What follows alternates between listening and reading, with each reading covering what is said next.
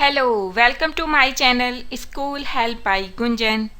मैं अपनी educational website school help by Gunjan के बारे में आपको बता रही हूँ। ये एक एजुकेशनल वेबसाइट है जिसमें कि हम 7 ऑनवर्ड्स मैथ्स और साइंस के नोट्स प्रोवाइड करते हैं, एनसीईआरटी सॉल्यूशंस प्रोवाइड करते हैं और वर्कशीट्स प्रोवाइड करते हैं। और अभी हमने इंग्लिश की बुक भी हाइव को क्लास 9 के लिए शुरू किया है। आपको नोट्स देखने हैं, आप हेडिंग पे जाइए, एक ड्रॉप डाउन मेन्यू खुलेगा और बहुत सारे टॉपिक खुल जाएंगे। तो उस टॉपिक पे क्लिक करके आप मैटर को देख सकते हैं। तो जिस तरीके से अभी मैं ये करती हूँ, मैथमेटिक्स पे हमने क्लिक करा तो ये पेज खुल गया है। इसमें ये सारे टॉपिक्स हैं और हम कर रहे हैं लीनियर इक्वेशंस इनटू वेरिएबल्स। तो इस पे हम क्लिक करेंगे तो नोट्स खुल जाएंगे। ये इस तरीके से हमने नोट्स बनाए हैं, बिल्कुल सिंपल तरीके से। और जहाँ पे ज़रूरत पड़ती है टॉपिक से रिलेटेड मटेरियल की, तो उसका भी लिंक आपको दिया है। और इसी तरीके से साइंस और इंग्लिश को आप यूज़ कर सकते हैं। एनसीईआरटी सॉल्यूशंस पे क्लिक करिए, सब्जेक्ट खुलेगा, उससे रिलेटेड क्लासेस खुलेंगी, उस पर क्लिक करके आप मैटर को देख सकते हैं। सेम वर्कशीट्स के लिए है और वर्कशीट जो भी प्रोवाइड की गई हैं उनके साथ सॉल्यूशंस भी दिए गए हैं। इसके अलावा भी यदि आपको कोई प्रॉब्लम आती है तो आप मुझे कमेंट बॉक्स में लिख सकते हैं। हम कर रहे हैं क्लास 9 के लिए मैथ्स और फॉलो कर रहे हैं एनसीईआरटी सिलेबस। आजकल हम कर रहे हैं लीनियर इक्वेशंस इन 2 वेरिएबल्स और उसमें अभी तक हम कर चुके हैं एक्सरसाइज 4.1, 4.2, 4.3, जिसके कि क्वेश्चन नंबर 5 तक हम कर चुके हैं। उन सब वीडियोस के लिंक आपको डिस्क्रिप्शन बॉक्स में मिल जाएंगे और ऊपर आई के बटन पे क्लिक करके भी आप वीडियोस को देख सकते हैं। और हमारा आज का टॉपिक है एक्सरसाइज 4.3, जिसका कि हम आज करेंगे क्वेश्चन नंबर 6 और 7। तो क्वेश्चन नंबर 6 है, if the work done by a body on application of a constant force is directly proportional to the distance traveled by the body. Express this in the form of an equation in 2 variables and draw the graph of the same by taking the constant force as 5 units. तो इसमें question में कहा है if the work done by a body, यदि एक body पे कोई work किया जा रहा है, एक कांस्टेंट हम फोर्स लगा रहे हैं, तब वर्क किया जा रहा है, तो वो वर्क डन क्या होगा, डायरेक्टली प्रोपोर्शनल होगा distance travelled by the body. एक बॉडी है, रेस्ट में है, उस पर फोर्स लगाया जा रहा है तो काम हो रहा है। जो बॉडी के द्वारा वर्क किया जा रहा है वो डायरेक्टली प्रोपोर्शनल होगा उस डिस्टेंस के जो कि बॉडी चलेगी। फिर कहा है कि express this in the form of an equation in 2 variables. हमें कंडीशन समझा दी, work done is proportional to the distance travelled, जबकि एक कांस्टेंट फोर्स लगाया जा रहा है, ये कंडीशन है। उसके बाद हमें इसकी एक इक्वेशन बनानी है और एक ग्राफ बनाना है, और कांस्टेंट जो फोर्स है वो है 5 यूनिट्स। फिर है also read from the graph. फिर जब हम ग्राफ बना लेंगे तो हमें 2 डिस्टेंस ट्रेवल बताना है बॉडी पे, जबकि वो वर्क डन करेगी 2 यूनिट और 0 यूनिट। तो अब हम इस क्वेश्चन को सॉल्व करते हैं। सबसे पहले तो हम वर्क डन हमने मान लिया कि वो x यूनिट के बराबर किया और डिस्टेंस ट्रैवल की y यूनिट के बराबर। तो हमारी कंडीशन थी कि work done is directly proportional to the distance travel, तो ये हो गया x is directly proportional to the y। इसको हम लिख सकते हैं x equal to k y. K यहाँ पे कांस्टेंट है और वो हमारे पास 5 यूनिट है, कांस्टेंट फोर्स एज 5 यूनिट, तो ये हो गया x इक्वल टू 5y।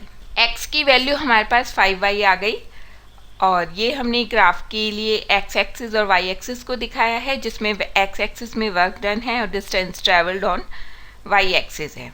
हमारी इक्वेशन थी x इक्वल टू 5y, उससे हमने x और y की वैल्यू निकाली, जिसको कि हमने टेबल के फॉर्म में कर दिया है। ये आपको पता है, बहुत से सारे क्वेश्चंस में कर चुके हैं। यदि आपको फिर भी कोई प्रॉब्लम है तो हमारे पिछले वीडियोस देख सकते हैं।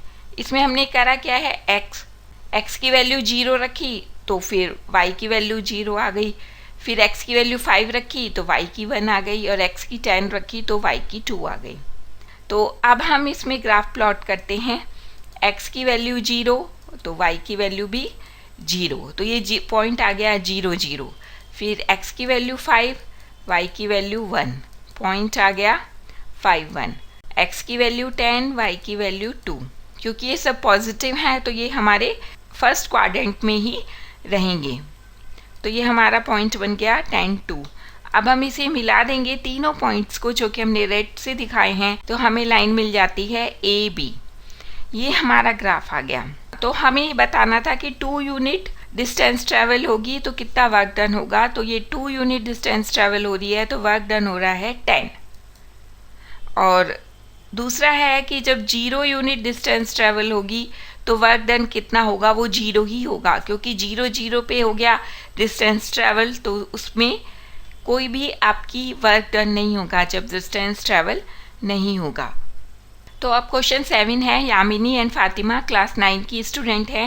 प्राइम मिनिस्टर्स रिलीफ फंड में 100 रुपये कॉन्ट्रीब्यूट करती हैं एक साथ और अर्थक्वेक विक्टिम्स की हेल्प करने के लिए। और हमें कहा जा रहा है कि इसकी एक लीनियर इक्वेशन बनानी है और फिर हमें ग्राफ भी प्लॉट करना है।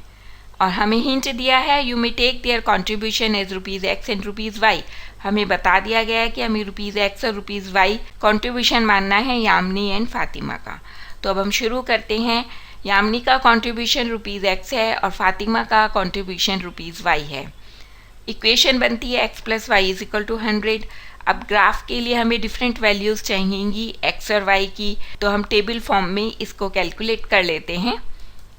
x + y = 100 है, इसमें हमने x की वैल्यू 0 रखी तो y की आती है 100। इसी तरीके से यदि आप x की वैल्यू फिर 50 रखेंगे तो y की 50 आ जाएगी, x की 100 रखेंगे तो y की 0 आ जाएगी। इसको आप अपने आप कैलकुलेट करके देख सकते हैं। x एक्सिस पे हमने यामिनी का कंट्रीब्यूशन रखा है इन रुपीज़ और y एक्सिस पे फातिमा का कंट्रीब्यूशन है इन रुपीज़, और ये हमारी टेबल है जो हमने कैलकुलेट की थी। अब हम प्लॉट करते हैं x की वैल्यू 0, y की वैल्यू 100। इसमें हमने 1 सेंटीमीटर बराबर 20 रुपीज़ को माना है। आप अपने ग्राफ के अकॉर्डिंग उसको कैलकुलेट कर सकते हैं। तो y की वैल्यू आती है 100, पॉइंट बनता है 0 100। फिर x की वैल्यू 50, y की वैल्यू भी 50, पॉइंट बनता है 50 50। फिर है x की वैल्यू 100 और y की वैल्यू 0, तो पॉइंट बना 100 0। अब हम इनको मिला देते हैं तो हमें लाइन मिल जाती है ए बी, और ये ए बी लाइन हमारी लीनियर इक्वेशन को रिप्रेजेंट करती है। x + y = 100 को रिप्रेजेंट करती है। तो इस तरीके से हमने एक्सरसाइज 4.3 का क्वेश्चन नंबर 6 और 7 किया। आपको कोई भी दिक्कत आती है तो आपको पता है आपको क्या करना है, मुझे कमेंट बॉक्स में लिखना है, और या हमारी वेबसाइट schoolhelpbygunjan.com पे जाना है। वहाँ पे आपको NCERT के सिलेबस मिलेगा, वर्कशीट्स मिलेंगी और NCERT सॉल्यूशंस मिलेंगे। यदि आप किसी टॉपिक पे वीडियो देखना चाहते हैं तो भी आप मुझे कमेंट बॉक्स में लिख सकते हैं। लगातार वीडियोस देखने के लिए please like, share and subscribe my video. Thank you.